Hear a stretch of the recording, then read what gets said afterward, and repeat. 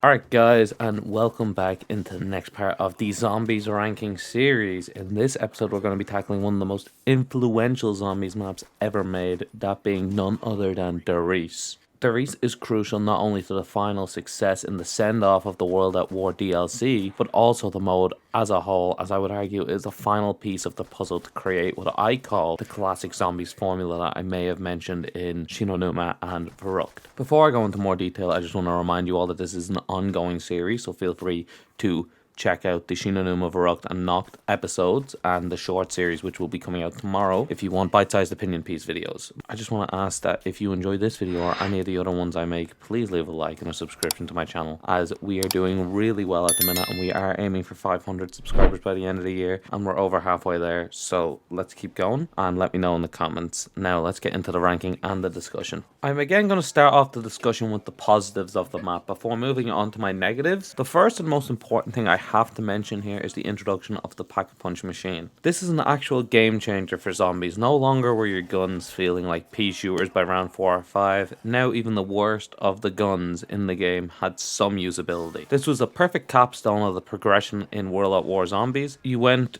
from nothing to having perks, then a wonder weapon, and now Pack-a-Punch to make your weapons that much more useful. Not only does this benefit the weapons, it also introduces new gameplay elements and community made challenges like the Pack-a-Punch every weapon challenge, which spawned countless videos from a bunch of creators. Each of these World at War maps has added something crucial to the classic Zombies formula, with Riese adding the final piece and capping off the game as a momentous achievement, where every map continues to improve upon the last, which is not something you can say for every game in the series. Looking at how Pack-a-Punch improves this map in specific, rather than the great change that it was for the series overall, I always found it to be enjoyable to experience a gun that I had come to use in all the other maps in entirely new ways, because of the Pack-a-Punch system. Whether this was new applications like the pistol shooting explosives or new attachments like underbarrel launchers, I really think this gave the mode a lot of replay value, especially as you were discovering something new every time you played originally. While that is the same today with some of the newer Zombies games, I feel like it was never as good as this first iteration of finally getting to experience something new. I do have to look at this through the eyes of my most recent playthrough and not using nostalgia as a metric though, and all honesty I think this system is improved on in nearly every future iteration except for the first one, which is in Black Ops 1. I will be giving this massive marks up for the phenomenal mechanical improvement and improvement to the overall gameplay of the World at War maps in terms of gameplay, especially because of the Pack-a-Punch, but I wouldn't count on it staying where it is, because as more and more maps introduce the same thing, it will probably get bumped down a little bit. Another massive positive I have to give to this map is its layout. It does have the standard Zombies kind of loop-like structure, but it also has interesting offshoots to hold some of the main mechanics of the map. I like the facility of Riese from an objective standpoint. I do think it is one of the most interesting of the facility type maps, which aren't my favorite type archetype of map. So the fact that it's receiving this praise is impressive. I also think there is a grittiness to this version that is missing from the later versions like the Giant. So aesthetically, this has to be my favorite version of the Riese. The use of the teleporters to open up Pack-a-Punch is also a first in Zombies that lets you have a side of objective to unlock a main mechanic. Zombies as a whole, which is why I'm saying the formula started here, would come to rely on, where you have a side objective instead of just surviving, you have to now unlock Pack-a-Punch, which often has you interacting with the map in new ways and teaching you the mechanics of each map. So while this is a simple starter objective, I can't understate the importance of the improvements this map and this side objective made to the mode, and the layout here is also a crucial part of that, as you have 3 extremities outside the main loop of the map that hold the teleporters that you can then use to unlock Pack-a-Punch. This directs players to naturally want to figure out everything and explore and unlock all the new items and mechanics as they explore. The Riese continues to improve upon previous features and add staples to the series, which I would consider the first Easter egg ever to be created here on the Riese. I know it's really short and some people may not even count it as an Easter egg, but for me, if you get an achievement, I count it as an Easter egg, and you do get an achievement for this, and it's something that is hidden. You have to do some steps to get to it, so I'm counting it as an Easter egg. And even if you don't want to call it a full Easter egg, it's definitely a prototype Easter egg, so a proto Easter egg, which would then lead on to the creation of the main Easter eggs in Black Ops 1.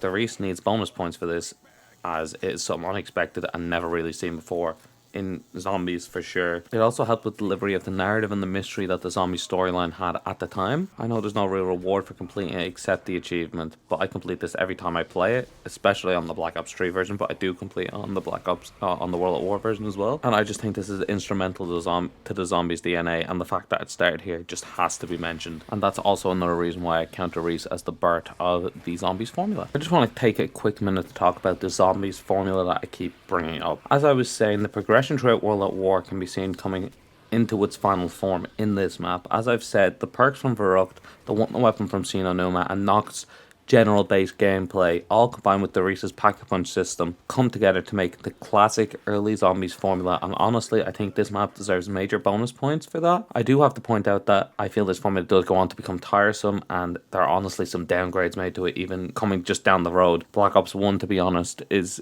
disgraceful compared to the innovation we have in World at War. Black Ops 1 just becomes complacent with the formula, and it doesn't really go on to innovate in many ways, in my general opinion. At this point, when I go and play them, maybe it'll be different, but at the minute, I just have to say this World at War concretely sets itself as an innovative game rather than becoming complacent. Each map improves, which can't be said in the future, and I think the Riese deserves bonus marks for that as well. Now, of course, we do have to move on to the negatives, of which I have two, and one again is a serious issue I have with the map, and the other is more of a nitpick, which is something you will notice when I have little bad to say about a map. I will try and nitpick to make comparisons a bit more fair to some of the other maps. So for this one, we have one serious issue and one nitpick. The first major issue I have with the map is the lack of a usable Wonder Weapon. I know that the Wonder Waff is reused here, and I don't have an issue with that because, you know, fair play to them for making the Wonder Waff. I don't have an issue with it being reused here. It's only one map old, but my issue, and it can be upgraded as well with the Pack-a-Punch, which is really cool. It turns it into like a purpley color scheme. It's really cool. My issue with it is if you get shocked by your own Wonder Waff bullet at any stage during the entire game, you'll lose access to your Juggernaut for the rest of the match. Even if you still have your icon there, Juggernaut just doesn't function. It's absolutely shocking to me that this bug was never patched, especially because it's such a well-known bug that loads of people have reported on, and it was just never fixed. I just think it's unacceptable because it's one of the best weapons on the map, and it's one of the best maps in the game, and the main Wonder Weapon just doesn't work, which defeats the purpose of having the Wonder Weapon on the map in the first place. This issue is so big for me that I've decided to bring it down an entire tier, and it's just something that should have been patched ages ago, and it's a key component to the map, so it's brought it down an entire tier in my overall ranking. Now, looking at my nitpick, I have to say I'm disappointed with the trap selection that appears in the Riese. In Verrucht, we have the Electric Trap, which aligns up with stuff like shock therapy, which was used in asylums, and at the same time it was the first trap ever introduced. In Shin Onuma, I know we have some electric traps, but we also have the zip line and the wooden beam known as the flogger. Both of these fit the map's rustic kind of swampy wooden theme. Moving on to the Riese, that's a map based on experimenting with giant robots and teleporting. We have the electric trap again. I just feel like they could have added some uniqueness here, to be honest. Something, I know it's not a major deal, but I did say it was a nitpick, and I don't feel like they did. I just feel like they didn't put a lot of effort into the traps, which is a little bit of a shame, because the traps in the other two maps are pretty cool.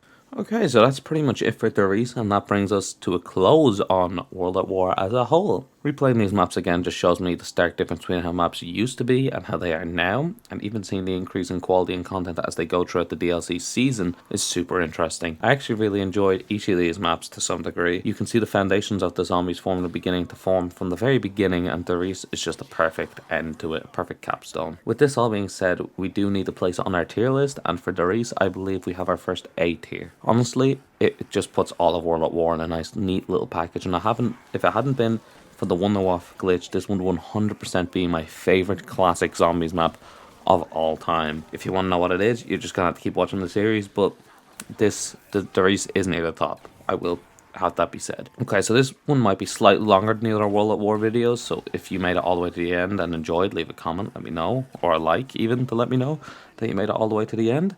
Don't forget to drop a subscription as well if you did enjoy, or even if you just want to keep following the series. The next episode of the series will take us to Kino der Toten, and if you're a fan of that map, I'm just going to warn you, you might want to skip it. I might say some controversial things in that, but maybe you're excited. Who knows?